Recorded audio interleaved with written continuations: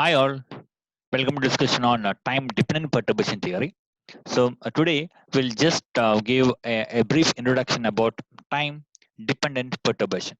So time-dependent perturbation usually happens if the Hamiltonian takes the form h0, which is a free part, plus a perturbation part, where the perturbation part is a function of time, and the total Hamiltonian is a function of time. H is a function of time. H0 is time independent.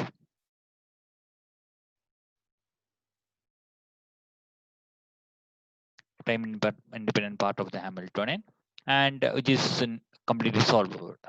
Okay,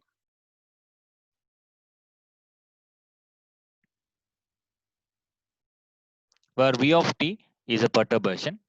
So then we can apply the perturbation theory, the time dependent perturbation theory, provided the V of t is much less than h0. Okay, so before going to the exact time dependent perturbation theory, we should have a overall idea about the interaction picture, because we are going to use the interaction picture to solve or to use the time dependent perturbation theory, to apply the time dependent perturbation theory. So the first of all, we should know the interaction picture, and the interaction picture we already learned in the previous semester. Okay, so I will just revise a few important points about the interaction picture.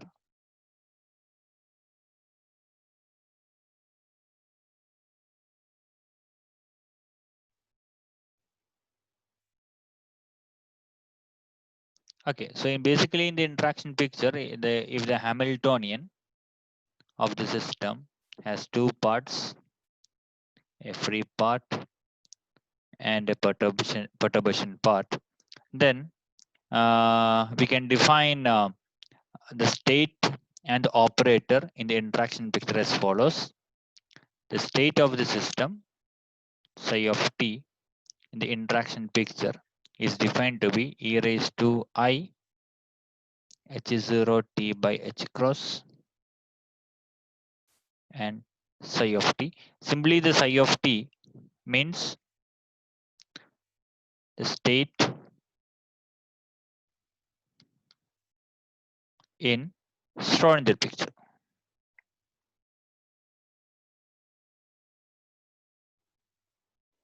Okay, then correspondingly the operator A in the interaction picture, it must be function of time. So in the interaction picture, both the state vector and the operator are the function of time, and that can be written as e raised to I h0 t by h cross the operator A, which is the operator in the Schrodinger picture, e raised to minus h0 t by h cross. Okay, so these are the state vector and the operator in the interaction picture and its connection with the Schrodinger picture. Okay, now we can write the equation of motion for the state vector. The equation of motion for the state vector will take the form IH cross dou psi of t I by dou t. This subscript I represents it is an interaction picture, and that would be equal to V acting on psi of t I. Okay, and similarly the time evolution for the operator can be written as IH cross dou AI by dou t is commutator AI comma H0. So these things we have already learned during the different pictures in quantum mechanics. Okay, and we have to use this information while we are applying the time dependent perturbation theory. So not that we have not started what is time dependent perturbation theory till now. Okay, now we can start the formalism of a time dependent perturbation theory. So the formalism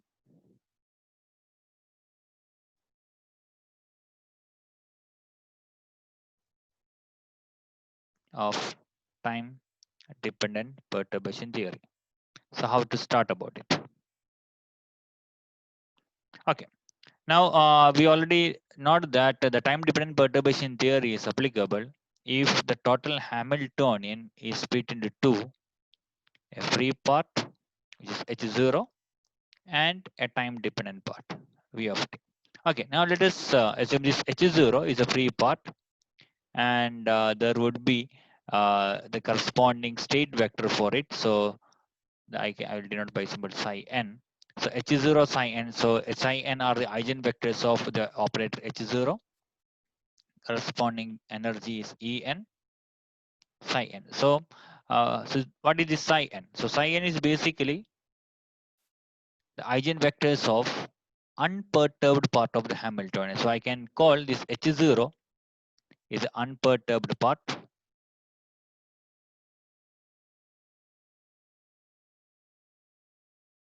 It is when V of t is absent, the total Hamiltonian is simply H0, and V of t is a perturbation part.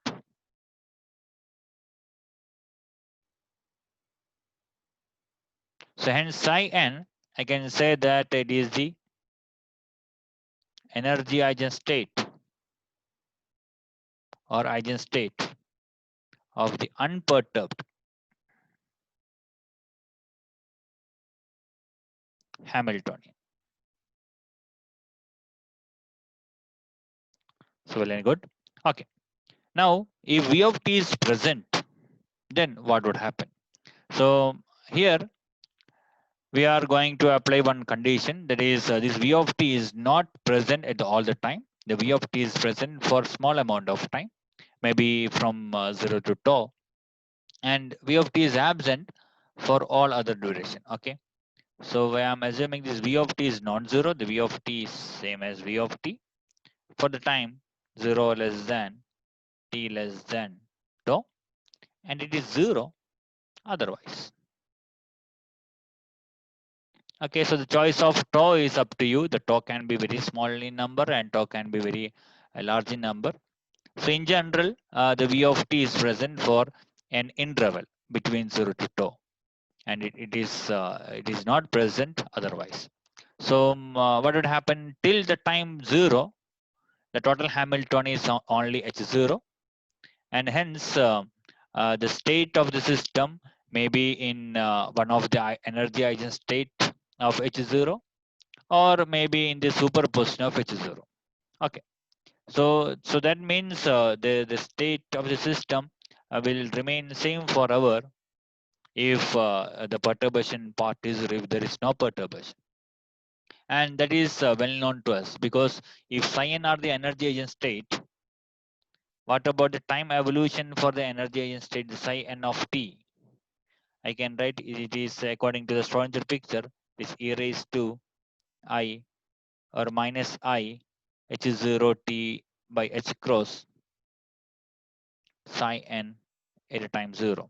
And this can be written as e raised to minus I e n t by h cross psi n at a 0. So that means the state of the system, the psi n, remains as psi n in the later time also, because this is only a phase factor. This phase factor does not change.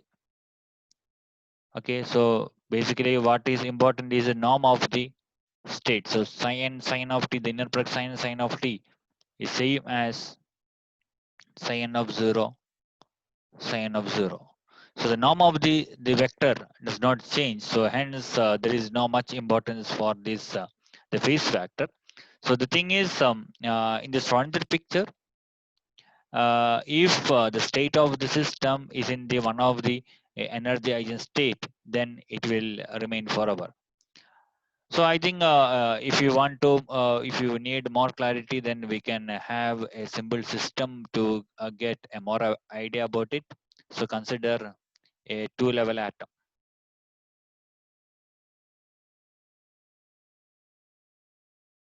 A two-level atom. Okay, so a two-level atom. So two-level atom means it has only two energy levels. Okay.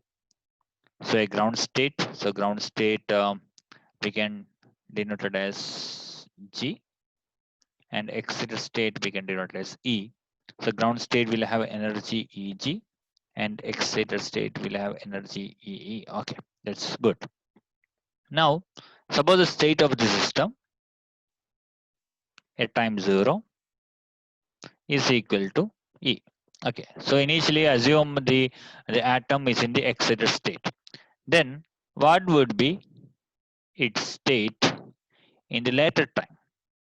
So according to from the picture, so we can find the state of the system the later time as e raised to minus I h0 t by h cross acting on psi at 0, and this would simply give e raised to minus I e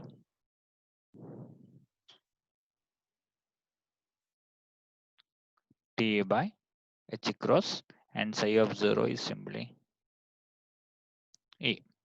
Okay, so the state of the system will remain as e, but there would be a phase factor.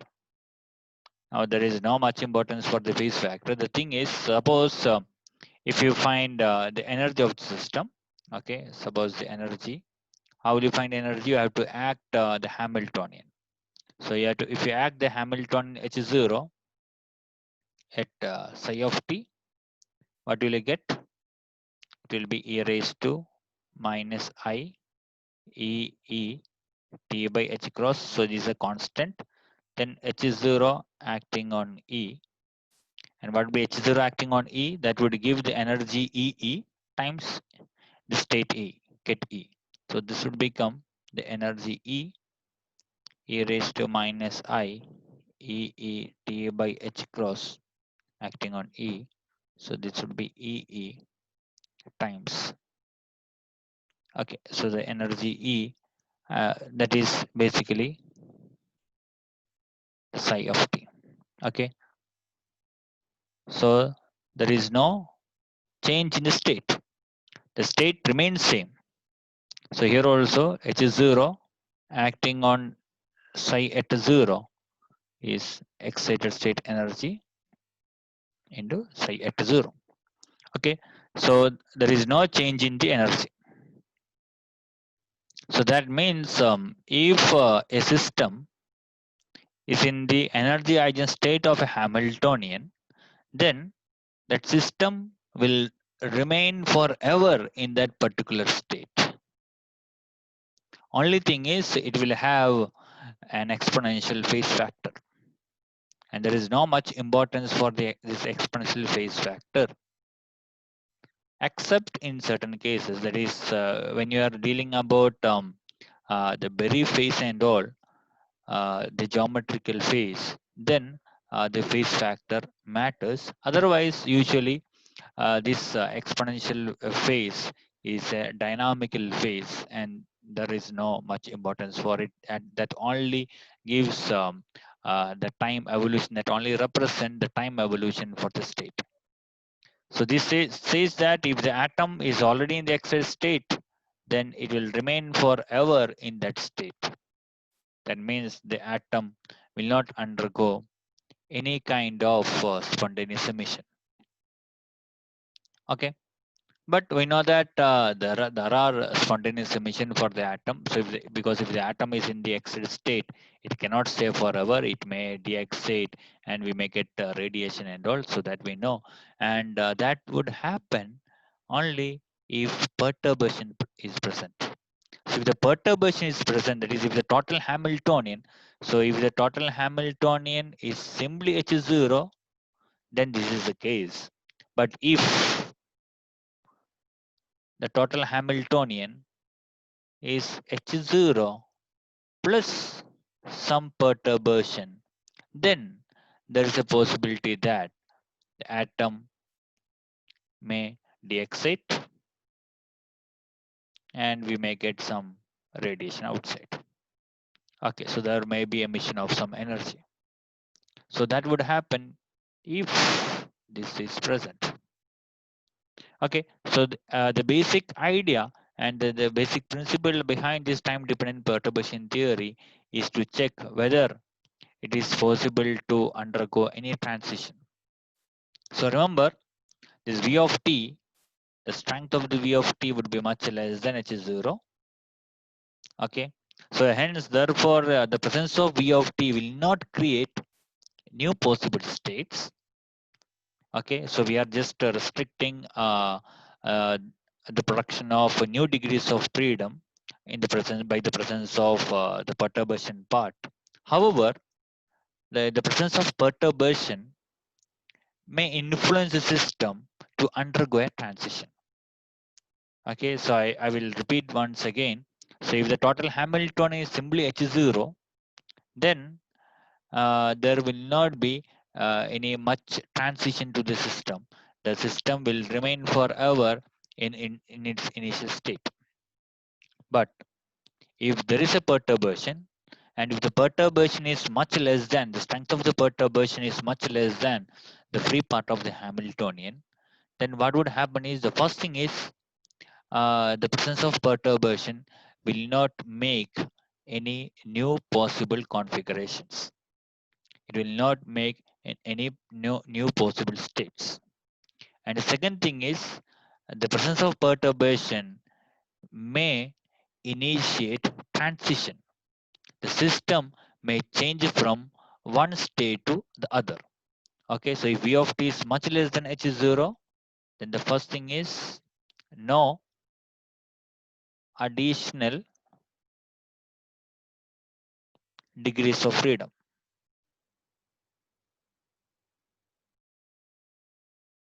So that means the Hilbert space of the system will remain same. That is,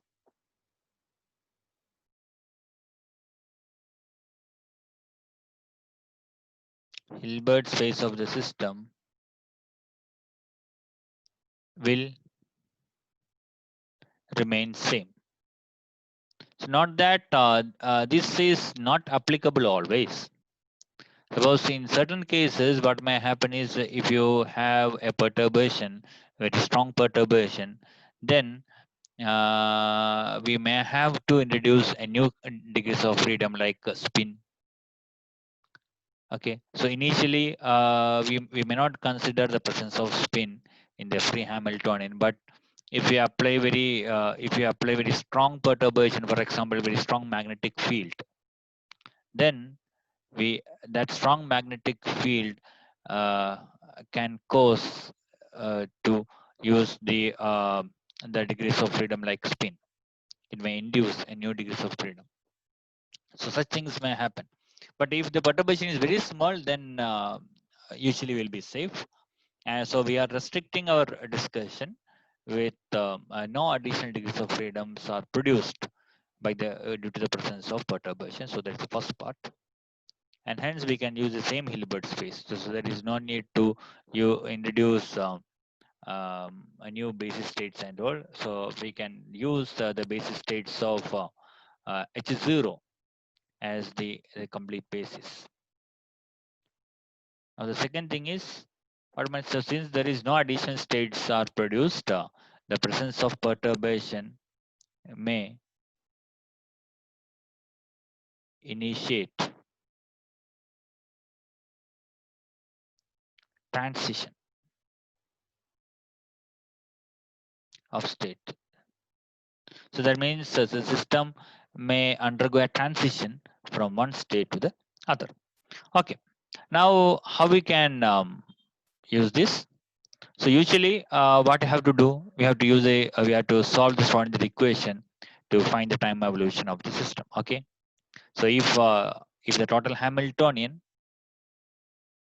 is H0 plus V of t, then what may be the future state? How will you do? You have to use the Schrodinger equation. We have to solve the Schrodinger equation. What is the Schrodinger equation? Schrodinger equation is IH cross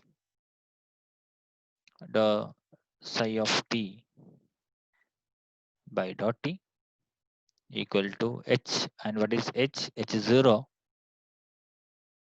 plus V of t, the psi of t. Okay. So if you can able to solve this, then we'll get the time evolution. Okay, and we may come to know that what is the transition probability and all. Okay, but this direct solving may not be possible always. So how will you do it? So for that we have to go for the approximation method. Okay, now so we can go to the approximation method. So first of all, we should have a general formalism for it. So what you can do is we can expand this psi of t. So expand psi of t in basis states. So the basis states are we can use the complete set of eigenstate of a Hermitian operator as a basis state. So here I can use the energy eigenstate of unperturbed part of the Hamiltonian as a basis state. So I'm representing psi n as the unperturbed, the eigenstate of the unperturbed part of the Hamiltonian. Okay, so then I can expand my psi of t as sum over n c n of t e raised to minus I e n t by h cross psi n. Is it okay? So what actually I have done? So what actually I have done is the psi of t in general we can expand as some cn psi n. Psi n is a function of time. And how can I write psi n of t? Is equal to cn e raised to minus I e n t by h cross psi n at 0. So this is what I have done here. And this Cn is expansion coefficient. Now since our V is a time dependent, or total Hamiltonian is a time dependent function, so that is why I have included a time dependence on the expansion coefficient. Okay, so I have not done much thing. So basically this is the expansion of the wave vector in the basis state.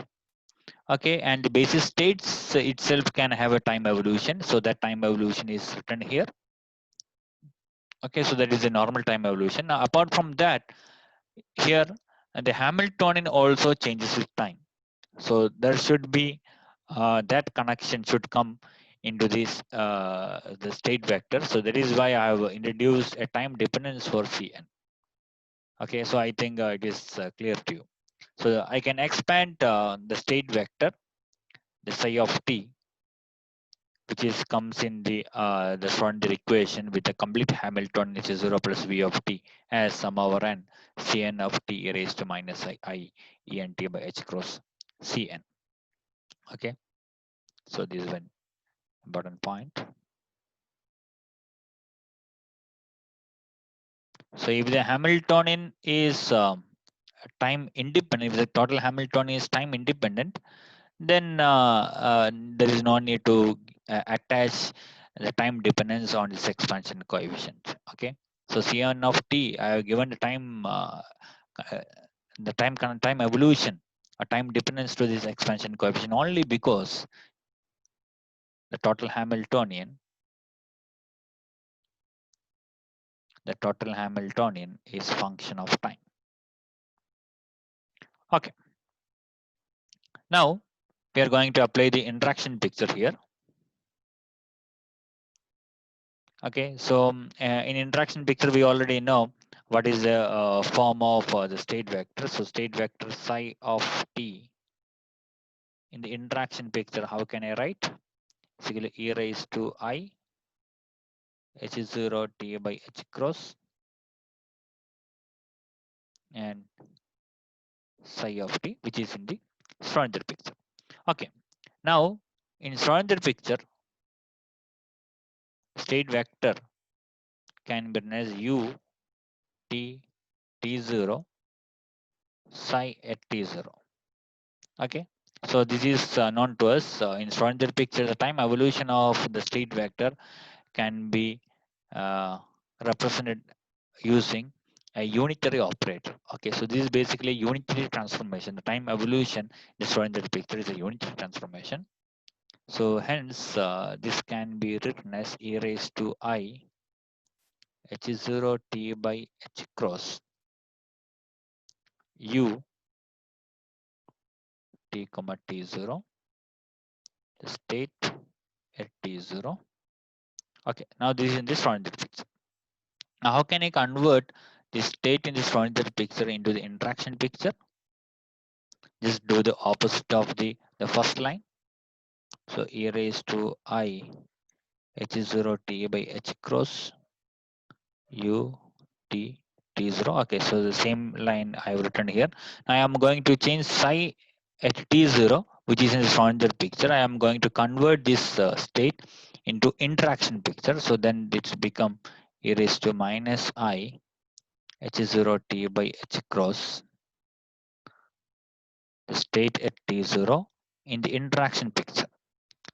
Okay, so this is what happened is here we have got a connection between the state of the system in the interaction picture from one time to the other time, from one time to the other time. Okay, so this gives the time evolution for the state in the interaction picture. So the state of the system at time t in the interaction picture can be written as some ui t comma t0, say t0 I. Now what is ui? So ui t comma t0 is e raised to I h0 t by h cross u t comma t0 e raised to minus I h0 t by h cross. Okay, so once you know ui, if you know ui, I can find the state of the system in the interaction picture at any time t. Okay, so once we know ui tt0, we can find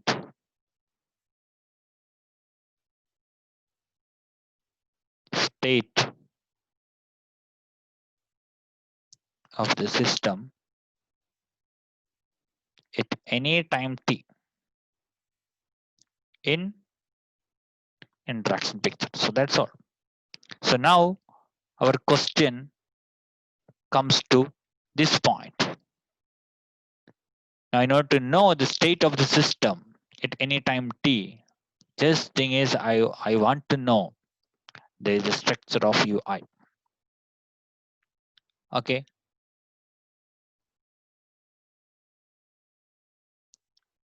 so not that till now I have not used any kind of approximation. I have just formulated, I am going to formulate the time dependent perturbation theory. So this kind of thing is applicable in without any approximation. Okay, so all these are valid without any approximation. I have just re-expressed the interaction picture in another form. Okay, so we can summarize what we have discussed till now. Okay, so we know that in order to use the time dependent perturbation theory, we should know the interaction picture. We have just revised all the important equations in the interaction picture at the beginning. Okay, so this equation we have already used. We'll use it. And the time dependent perturbation theory is an approximation method, and it is usually applicable if the total Hamilton has two parts, a time independent part which is exactly solvable and a time dependent part which is called perturbation, and the effect of the time dependent part must be very small compared to the time independent part, the h0. And since h0 is completely solved, the h0, the eigenstate can be called as the energy eigenstates and represented by symbol psi n. and the psi n set psi n forms the complete basis, because psi n are the energy eigenstate of the unperturbed part of the Hamiltonian, which is the Hermitian operator, and can be regarded as the complete basis. Okay. Now I am assuming few things here.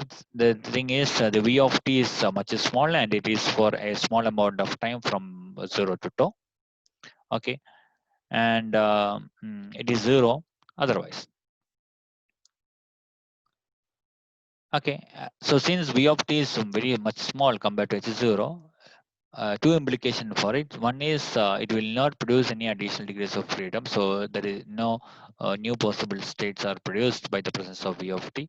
So all the states would be all possible energy eigenstate would be the eigenstate of h0, and only thing happens by the presence of v of t is a system can undergo a transition from one state to the other. Okay, so if such perturbation is not present, then usually the system will remain in the